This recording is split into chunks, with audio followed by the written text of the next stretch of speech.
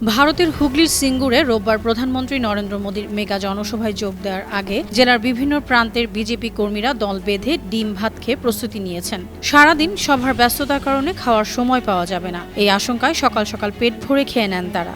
আনন্দবাজার অনলাইনের প্রতিবেদনে বলা হয়েছে, বিজেপি কর্মীদের এই ডিম ভাত ভোজ মূলত 2019 সালের লোকসভা নির্বাচনের আগে তৃণমূল কংগ্রেসের ব্রিগেডের সে আলোচিত ডিম ভাত স্মৃতিকেই নতুন করে উস্কে দিয়েছে।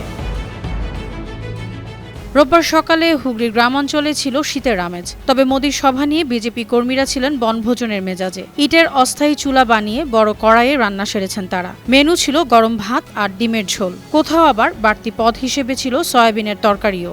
বিজেপি কর্মীদের দাবি, কম সময়ে এবং স্বল্প খরচে ডিম ভাতের চেয়ে পুষ্টিকর খাবার আর নেই। দীর্ঘক্ষণ সভায় থাকার শক্তি জোগাতেই তারা এই পথকেই বেছে নিয়েছেন। বাংলার রাজনীতিতে বড় সভার আগে সমর্থকদের ডিম ভাত খাওয়ানোর সংস্কৃতি দীর্ঘদিনের। 2019 সালে মমতা বন্দ্যোপাধ্যায় ব্রিগেডে বিরোধী জোটের সমাবেশের আয়োজন করেছিলেন। তখন তৃণমূলের পক্ষ থেকে কর্মীদের জন্য ডিম ভাতের ব্যবস্থা করা হয়েছিল। সেই সময় দেওয়াল লিখনে বানান ভুলের কারণে ডিম ভাত শব্দটি নিয়ে সোশ্যাল মিডিয়ায় ব্যাপক হাস্যরস হয়েছিল।